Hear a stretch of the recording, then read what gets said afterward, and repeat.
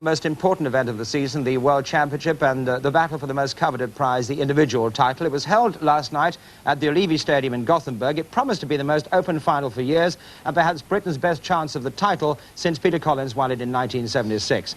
16 riders had fought their way through the various qualifying finals, and these 5 riders represented England's interests. Dave Jessup, the 27-year-old Kings Lynn rider and the British and Commonwealth title holder, was the favourite. Michael Lee, his teammate, who was third last year, was also very strongly fancied. Peter Collins, of course, won the title in '76, and he was runner-up in 1977. Chris Morton, the Intercontinental champion, was making his second World Championship appearance, and John Davis, the Reading star, was the outsider of the 5. Now, in Heat 1, Davis finished second behind the highly rated American Bruce Penhall. In Heat 2, Chris Morton was also a runner-up. He was beaten by Sweden's own Jan Andersson. And so to Heat 3, in which England's other 3 challengers were all in the lineup. Picking up the story at this point, commentator Dave Lanning. Dave Jessup, co-favourite with Bruce Penhall for this title. He'll be in red here in Heat 3, preparing himself, the British and Commonwealth champion. Suffered an engine failure in the Intercontinental final, just did enough to qualify.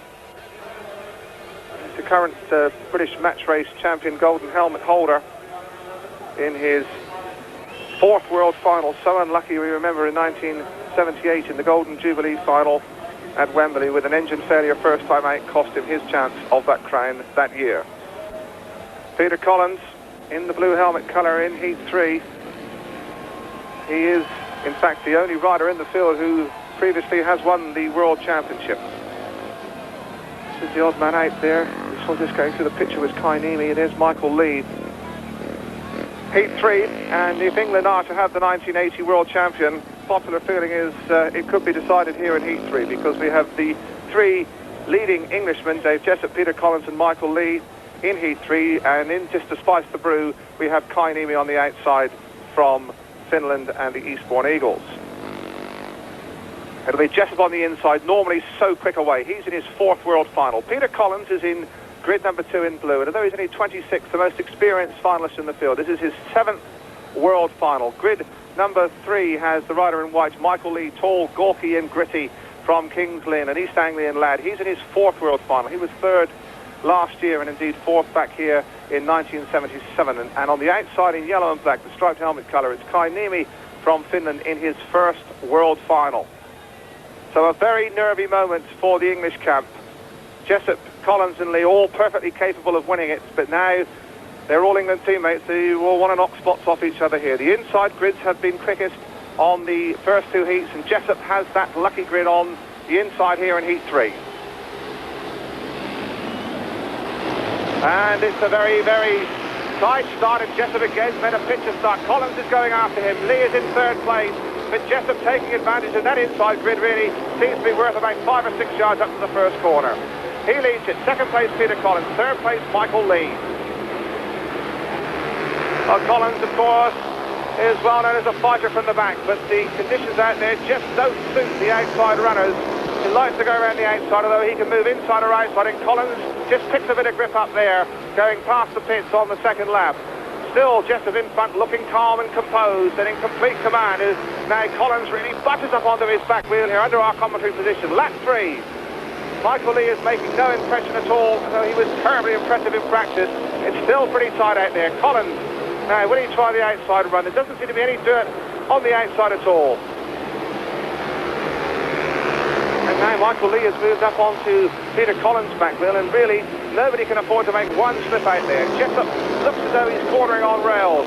Collins in 2nd place. Michael Lee moving up hard now. He'll drive under him here on the bottom corner, and Lee's gone under Peter Collins, and that was bold. And they're all tightening up, and Jessup's going to win it. And Lee is 2nd, and Collins is 3rd. And my word, that one might just have sorted out very early on. Well, there's Dave Jessup. He made the all-important start and really never looked in any kind of trouble. Remarkable composure from this young man from Kent. Dave Jessup from England and Kings Lynn made the all-important start. The action was all behind him. It was Michael Lee who really made the bold move on the last lap under Peter Collins. It's a good start for Kings Lynn, 1 and 2 in heat number 3. Well, there we have the Speedway machine, pound for pound, just about the most powerful piece of piston-driven equipment in the world. 500cc, of course, with no brakes. The luck of the draw really has made the early heats vitally important in this 1980 World Championship final. We're moving on to Heat 5, and we have 3 heat winners coming in here, and Michael Lee, who had a fighting second first time out. So, again, an all-important race. Let's have a look at the lineup, and we're going to see on the inside Billy Sanders. There's the rider in white, the only Swede in here, Jan Andersson. On the outside there, it's Michael Lee from England. There is the lineup. So it's Sanders on the inside, in the red helmet colour, a race winner, 3 points. Next to him, Bruce Pennell from the USA, 3 points. Jan Andersson, grid 3, a race winner, first time out. He's in white, and on the outside, there's Andersson. It's Michael Lee with a second place. So all 4 of these riders still really must have their eyes on the 1980 World Speedway Championship crown. A crown worth around about £200,000 over the next year of racing. So it's well worth going for. Heat 5, something really has to give here. Inside Sanders, next to him Pennell, grid 3 Andersson. On the outside Michael Lee. The inside grids look like being worth about a 5-yard start in the first heat, but Sanders made a nonsense of all that in his last ride coming from the outside. Let's see heat number 5. Oh, it's a tremendous start, and it's Pennell who gets away up to the corner. On the outside there, it is Michael Lee. Pennell leads it. Lee goes around the outside. Andersson trying hard to get round Sanders into third place. Doesn't do so, and Michael Lee pushing hard on Bruce Pennell there and almost coming to grief. Pennell leads for America. Second place is Lee, battling hard. Third place is Billy Sanders, and at the back it is Jan Andersson.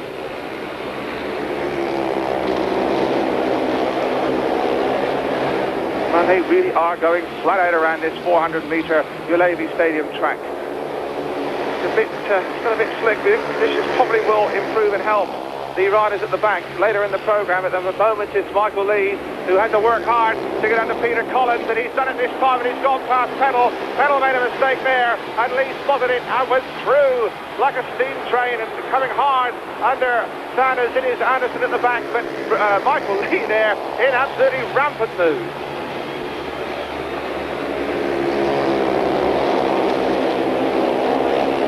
So, are England to get a world champion? We wonder, because Michael Lee was second first time out. Pennell there is trying hard, but Lee has come from the back twice, and that looks tremendous. He wins heat number 5. Second place was Pennell. Third was Sanders. And that is where race that may well have sorted the men from the boys. Pennell, always a sportsman, acknowledges that he made a mistake, and Michael Lee, to his undying credit, spotted it and was through as quick as lightning. And on those sort of moments, our World Championships won and lost. Well, here is that incident which really sorted out heat number 5. Bruce Pennell seemed to be in command, just overcooked the corner slightly. Michael Lee, right on his back wheel, saw his opportunity, dived through the gap, and from then on, it was all over. Well, they've all done 2 starts. We thought it was going to be close at the top, and just look at this leaderboard. We have got 4 riders on 5 points, the winner in the second place. Bruce Pennell, Michael Lee, Finn Thompson, and Dave Jessup, and 2 riders on 4, breathing right down their neck. Billy Sanders and the only previous champion in the field, Peter Collins.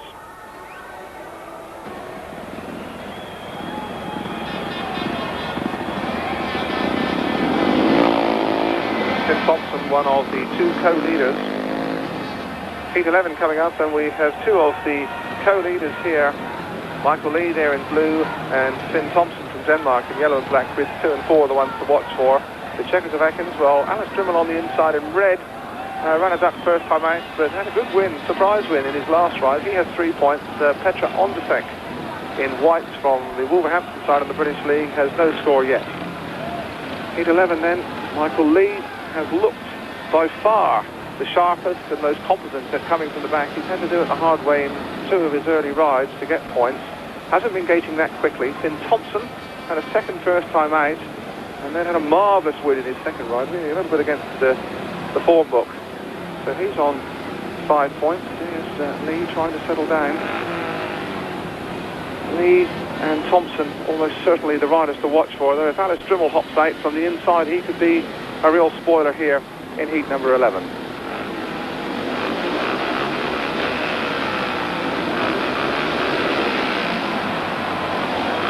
are getting impatient. Oh, Michael Lee seemed to be moving there as the tapes went up, but he's got away with it. And Thompson was left, and Thompson's back, way at the back, going around the outside of Ondrasik. Michael Lee really anticipated that start quite beautifully. Referee Thor Kittleson is satisfied, and it's going to take an awful lot to stop Mike Lee now. Certainly in this race. And second behind his Kings Lynn teammate Dave Jessup early on. But Michael Lee, third in the world last year, only 21 still. His fourth world final, looking might take the ultimate prize this time. Thompson's back in third place. Drimmel, as we rather suspected, once he gets going out of the gate, is an awkward customer to catch and bypass. Thompson has made no impression at all on him. Into the last lap. Michael Lee, cool and very calm, and surely will collect 3 more points. And England, well, having a fair old night to date. Got Lee up on the leaderboard. That'll take him into the lead overall. At this stage, he wins. Second place was Drimmel. Third place, Finn Thompson. Surely his chance is gone now. Flickered briefly. And last was Peter Ondrasik. What did happen at the start of heat number 11? You can see Michael Lee there is in the blue helmet in grid 2. He's impatient, and it did look as though he might just have been moving when the tapes went up. A clear case of clever anticipation, perhaps. Heat 12 could be well worth watching, because we've got Billy Sanders and Dave Jessup, both of them still within touch of the title technically, and 2 good spoilers in Hans Nielsen and Chris Morton in blue and yellow respectively.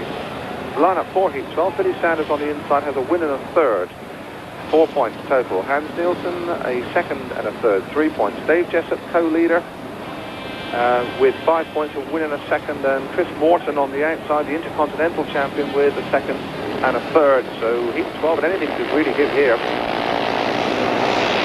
From the inside it is Sanders, and from the outside it is Jessup. And Sanders it is from Australia, though. Jessup, has he got the horsepower as they roar down the back straight together? There's absolutely no way you can separate them. Into the bottom corner, Jessup on the outside, Sanders on the inside, and the inside again proving the best. Line to take now, Jessup has switched inside. Can Sanders hold him back? This is a good race. This is real Speedway, and Billy Sanders holds off the challenge. First inside, rather first outside, then inside from Dave Jessup, and again Jessup trying the inside run on him and coming into contention. And third place is Chris Morton. We really have got a Speedway race to savour. Now Morton has moved up on Dave Jessup, and he's not too far behind him. And in fact, if Jessup leaves more holes like that, I think Chris Morton might just pop past him. Sanders from Australia, and Ipswich leads it. His East Anglian compatriot Dave Jessup from Kingston in second place. Chris Morton from Bellevue, Manchester. There's only about 10 lengths between the 3 of them. And, well, Sanders really has ridden a very bold race here, and Dave Jessup trying desperately to make up that lost ground. Started co-favourite. He's already dropped 1 point. If he can do something extra special, he's going to drop another one. Sanders back in contention. He wins. Second place Jessup. Third place Chris Morton. Hans Nielsen at the back. His chance gone surely now in 1980. So after 3 rides, it's beginning to look good for Michael Lee from England and Kings Lynn. Clearly now with a 1-point advantage with 8 points. Then we have 3 riders jointly in second place. Billy Sanders from Australia, Dave Jessup and Peter Collins from England, and breathing right down there next we have Finn Thompson and Bruce Pennell on 6 apiece. The Bellevue contingent of this 35,000 crowd here at Ullevi there, rising at the start of Heat 14 to try and inspire Peter Collins in the yellow and black helmet colour on the outside. There is the lineup. John Davis on the inside has 4 points. Billy Sanders from Australia has 7. The menace for Collins here. Alice Drimmel from Czechoslovakia, he's no slouch. He has 5 points from 3 starts. Peter Collins, third place first time out, then 2 cracking race wins. Heat 14, Collins and Sanders both still must have their eyes at least on a place in the first 3 as we stand by for Heat 14. There is Sanders, quick little starter from Australia. Davis on the inside could be a bit of a menace here too, because he can hop out when he's in the mood. And there's Peter Collins, not renowned as a starter, but can get out with the lads when it counts. We've seen him do that from the outside grid in an earlier ride.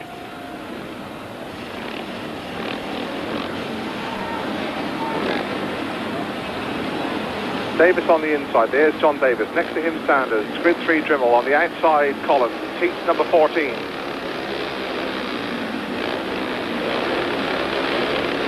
Well, they've got to sit still. And away they go this time. And it is Davis from the inside. And Dremel and Peter Collins around the outside. But John Davis leads it.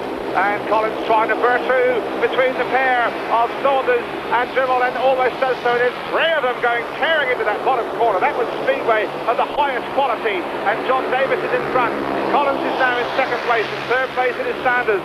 And, well, it's getting terribly tense and very close out there. Davis still leads. Collins has now been passed again on the inside by Sanders. And Peter Collins really is having a fight with all his big, gritty North Country tenacity here. He's back in third place.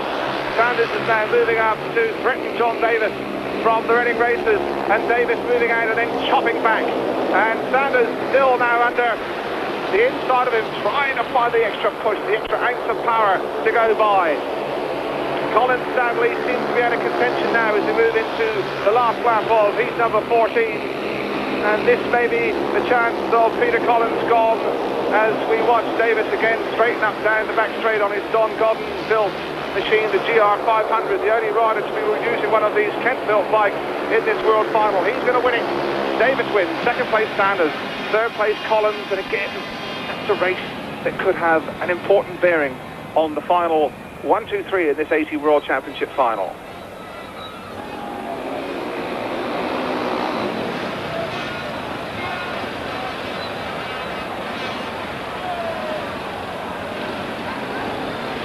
Heat 16, Michael Lee on the inside in the red helmet colour, and really if bike to bike from Kings Lynn just takes it steady, doesn't make any more mistakes, he could be the new world champion. He has 8 points, he's in the lead clearly. In this race he has Egon Muller in blue next to him, Hans Nielsen in white, and on the outside Yuri Stansel in yellow and black. Heat 16, Michael Lee, only just 22 years old, knows that he's now looking the sport's premier prize very much between the eyes. He had a second place first time out. He really has looked tremendous riding from the front and from the back here on this difficult surface. Difficult to come from the back here. Michael Lee has mastered it. Heat 16, he'll be looking for 3 points here. He's got the favourite inside grid, and he gets a tremendous start from the inside. In second place it is Muller, and around the outside it is Stansel, and moving through on the line Hans Nielsen. But Michael Lee is in front, and now really he's kicking for home.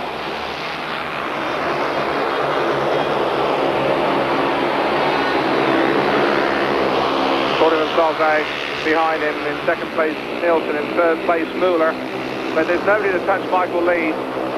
He really does look every inch as though he might be the 1980 World Speedway champion.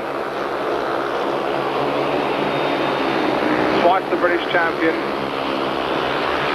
Hasn't really had an effective build-up, just did enough to qualify through in both the British, Commonwealth and Intercontinental Championship finals. It looks like he's put it together right and peaked at the right time, because he has looked superlative here in Ullevi. And he's going into the last lap now. He seems to run into the groove there, straightened it up. Not really much of this boy. He's tall and lanky, not the classic shape and size for a Speedway rider, but when you're in front and leading the World Championship final, who's going to argue about shape and size? Over the line, 3 more points for Michael Lee, looking now well set. Second place was Nielsen. Third was Yuri Stansel. We lost Egon Muller somewhere along the way. But Michael Lee, now then, with the Union Jacks beginning to fly high, looking well set. There's Lee. He now has a total of 11 points, and providing he makes no big hash of his last ride, he looks well set to become the new World Speedway champion, and he's only 22. The track, one sensors beginning to just get a little bit of extra top surface as the meeting unfolds. A little bit more dirt there. Michael Lee, this surely is going to be the biggest race of his young career so far. What a meteoric career it's been. Came from nowhere when he was 16. Third in the world final last year. A win here will bring him the sport's supreme prize. His opponents know that they really have got to hold a tiger here in Heat 18.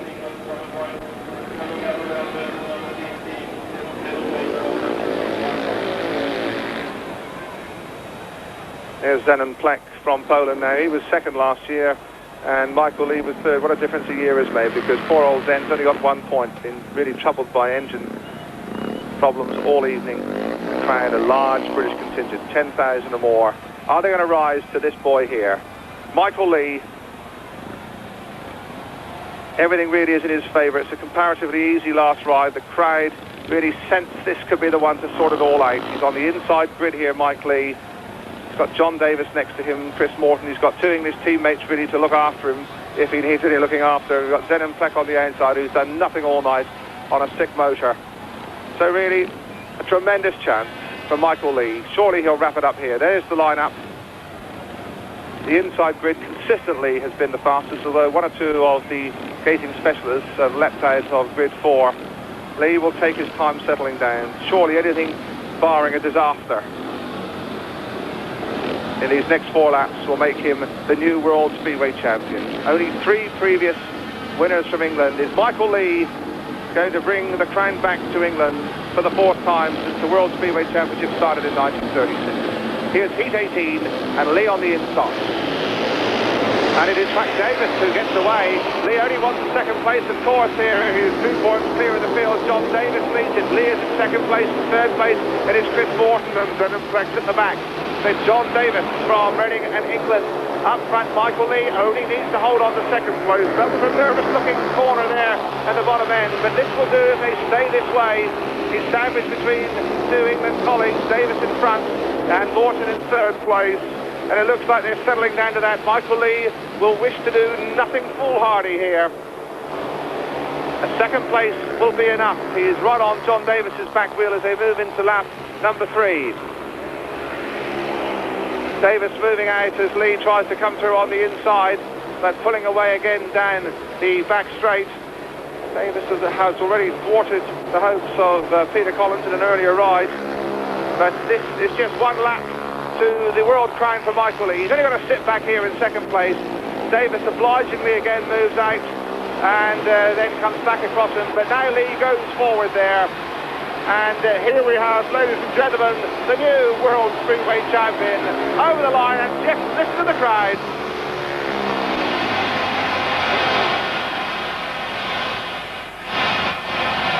Michael Lee, at 22 years of age. Michael Andrew Lee, of course, his father, well-known scrambler, Andy Lee, and they'll be out there now. The Bob from Kingsley and Andy Lee will be there. His mechanics, all his England teammates. The traditional greeting for a new World Speedway champion. Glory be, England have done it. We've been in the wilderness a little bit of time. Michael Lee has changed all that, and at 22, who's to say he isn't going to go on and win a few more world crowns? Chris Morton in there, you can see, to congratulate him, absolutely mobbed. It looks like a boxing ring here at Peter Collins. There's Ollie Olsen there, a former world champion, 2 former champions. And Michael Lee joins them on Speedway's list of honour. He's written himself into Speedway history and folklore tonight. Michael Lee, new World Speedway champion from England and Kings Lynn. And there we can see him just going past John Davis on the last lap. Davis moves out, Lee is through the gap.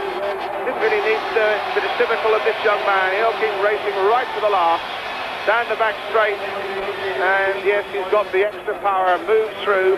Mind you, John Davis is all that concerned about it, because he knows that he's had to give best to the rider who is to be the new World Speedway champion. Michael Lee over the line, his arm goes up in salute, and England have the champ. Yes, Michael Lee, champion of the world. Runner-up was another Englishman, Dave Jessup, who finished with the same number of points as Australian Billy Sanders, but in the run-off to decide 2nd place, Jessup was a very easy winner. So a truly memorable night for English Speedway.